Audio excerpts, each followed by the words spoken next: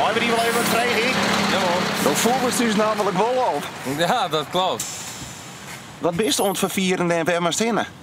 Wij gingen verderop heen en wij zijn een grote speedboot. Dus, En waar komt het?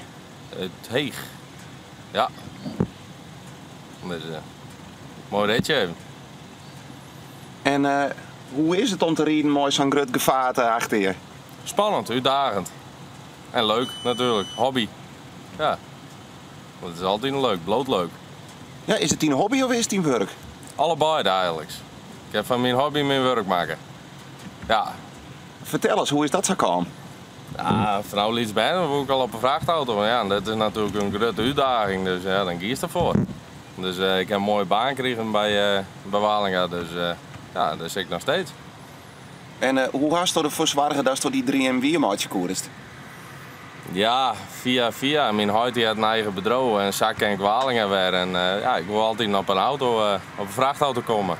Ja, toen kon ik deze kans pakken en die heb ik gepakt. Dus, En nou is het een gigantische speedboot. Gewoon wat vervierst je al? escapen, boten. Ja. En van alles wat eigenlijk op het trailer past. Dus tanks, van alles. Wij rijden zelf heel veel voor een stielgroothandel uit Snets.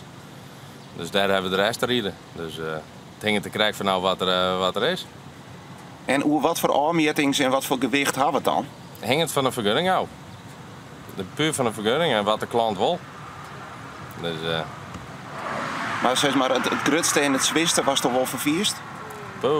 ja, het grootste en het zwiste. Nou ja, hou maar rekening met 40 ton of zo. En ja, de grootste size breed, zo'n breed. Nou ja, we kennen sowieso 20 meter lengte laden tussen de trailer in. Dus ja, we hebben nog wel lengte en anders kunnen we nog wel uitbouwen. Dan kunnen we nog wel langer. Ja, en nou riest al net alleenig in. Daar heb ik nog 2 auto's bij die. Ja. En jouwt die dat ik nog een bepaald gevoel van status? Nee, eigenlijk net. Maar het is gewoon voor de veiligheid, voor het overige verkeer. Ja, ze moeten wel een beetje aan de kant gaan. Want ja, het is natuurlijk duur wat er aankomt. En nou, voor het overige verkeer moet het natuurlijk wel even wat netjes wezen. Dus, nou, meestal shovel naar die, dat valt wel op. ja, zeker. Ja, zeker. Heel veel mensen achter de stuur te filmen en alles, dat ze even aan de kant moeten. En ja, dat is wel leuk. Dat is echt wel leuk. Dat is wel wat.